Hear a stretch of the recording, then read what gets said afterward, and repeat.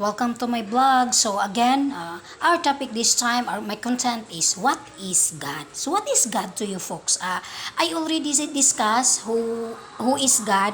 I give some definitions for that. So this time, what is God? So pero mag-add din ako more about it.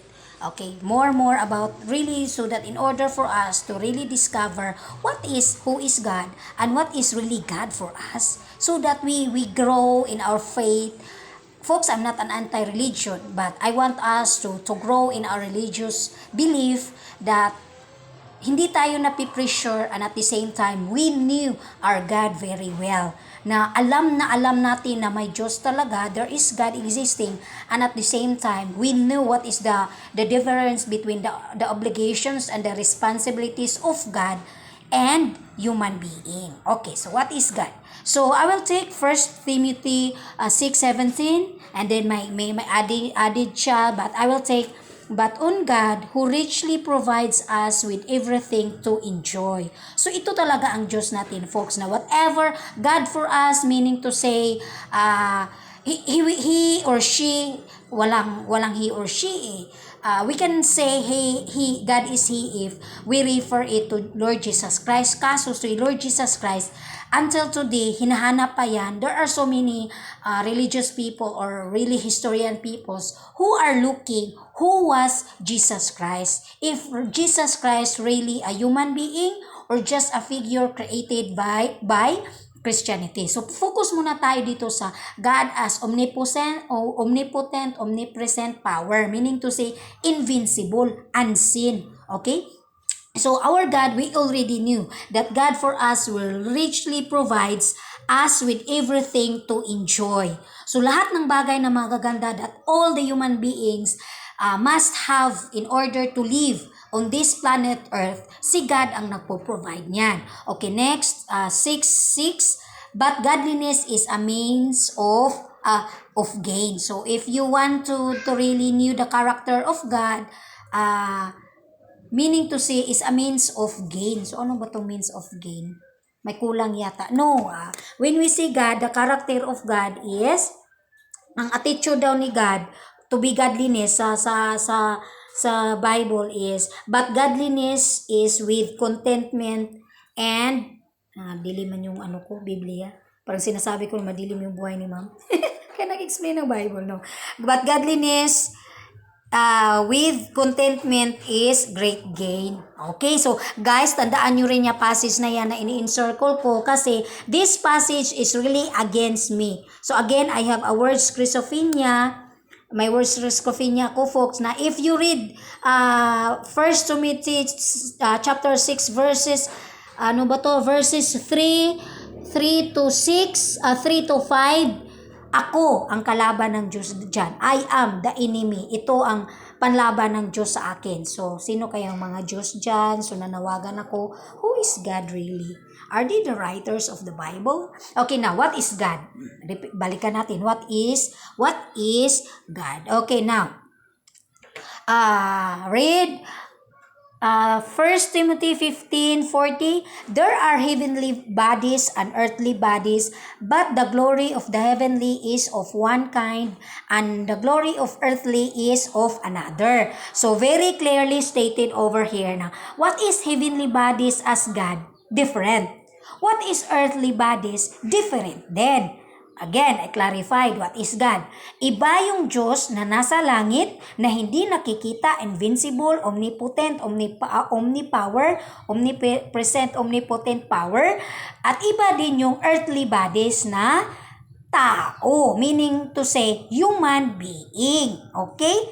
For iba din yung heaven kasi pag heaven kasi folks, we need to look up and see what is moon, stars, sun, and universe, right? That's heaven is. So kung ano ang meron dyan, who is the leader of that place, that is their God. Now, on earth, sa earth folks, I strongly believe, ito ang pinag-aawayan. This is the cause of wars and roots of wars on earth. Who is really God?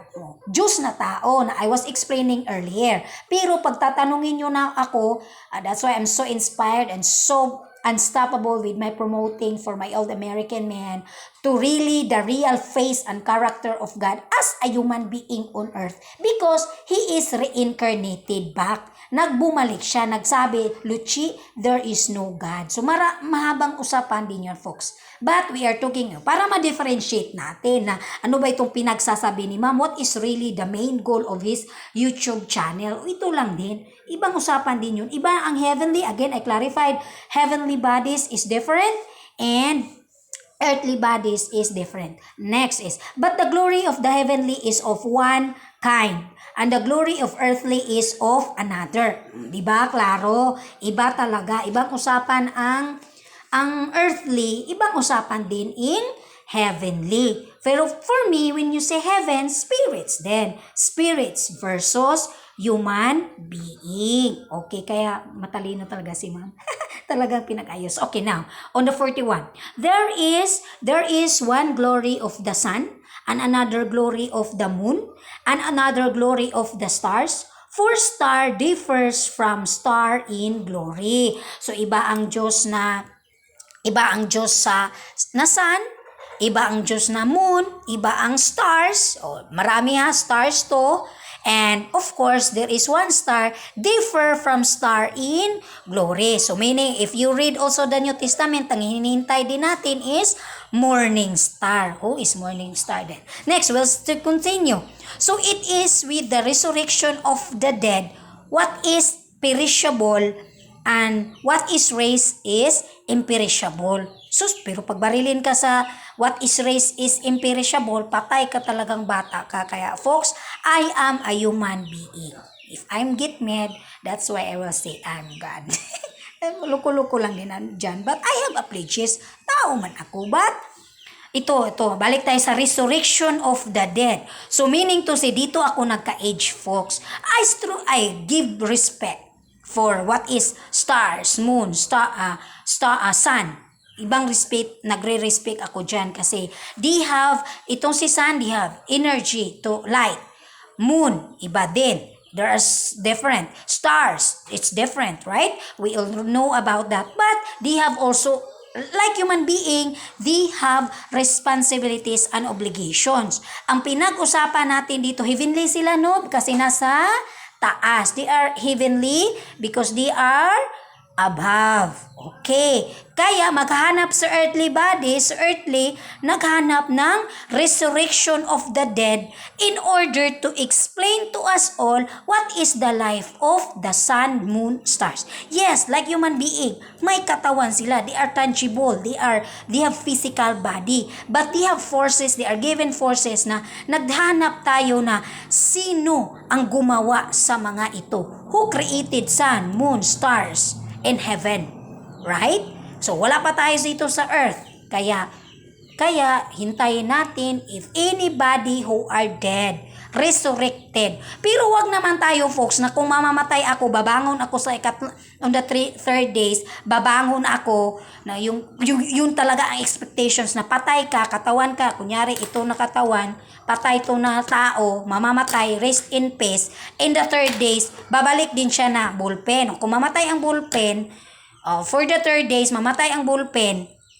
Pagbalik niya, bullpen din siya, tao din siya. So, iyon ang gusto that's the ideas of human being. Hindi rin nila naintindihan. Kaya, pasensya